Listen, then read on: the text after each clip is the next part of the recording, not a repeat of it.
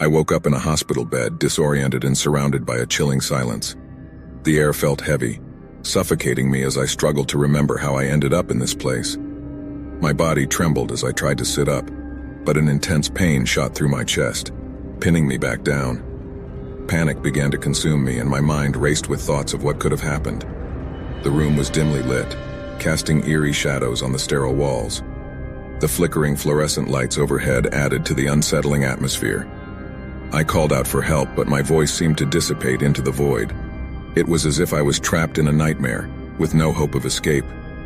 Time lost its meaning in that hospital room. Days blended into nights, and the monotony was only broken by the occasional sound of distant footsteps or the hushed whispers of unseen figures. The nurses and doctors were nowhere to be found, leaving me to fend for myself in this labyrinth of fear. As I lay there, my senses heightened, and I became acutely aware of the eerie happenings around me.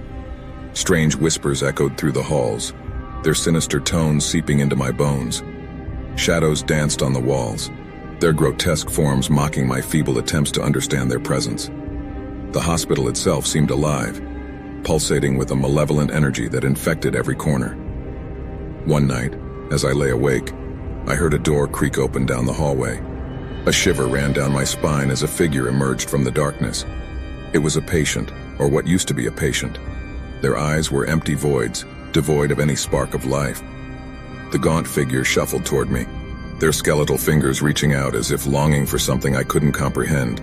Terrified, I mustered the strength to crawl out of bed, desperate to escape this nightmare. I stumbled through the dimly lit corridors, each step an agonizing reminder of the pain I felt deep within. The hospital seemed to shift around me, the hallways elongating and twisting, leading me deeper into its heart. As I continued my desperate escape, the hospital's secrets began to reveal themselves. Forgotten rooms filled with archaic medical equipment, each one tainted by the cries of past patients. Bloodstains marred the floors, etching the horrors of the hospital's history into my mind. It was as if the very walls held the memories of suffering and despair. But it was in the basement that I discovered the true nature of the hospital's evil. As I descended the stairs, the air grew colder, and the sound of dripping water echoed through the darkness. The flickering lights overhead barely illuminated the horrifying sight that awaited me. Rows of cages lined the walls, each one holding a grotesque creature that defied all logic. Twisted forms, barely recognizable as human, writhed and moaned in agony. Their tortured faces seemed to beckon me, pleading for release from this unholy place. But I could do nothing but watch in horror, their haunting cries echoing in my ears.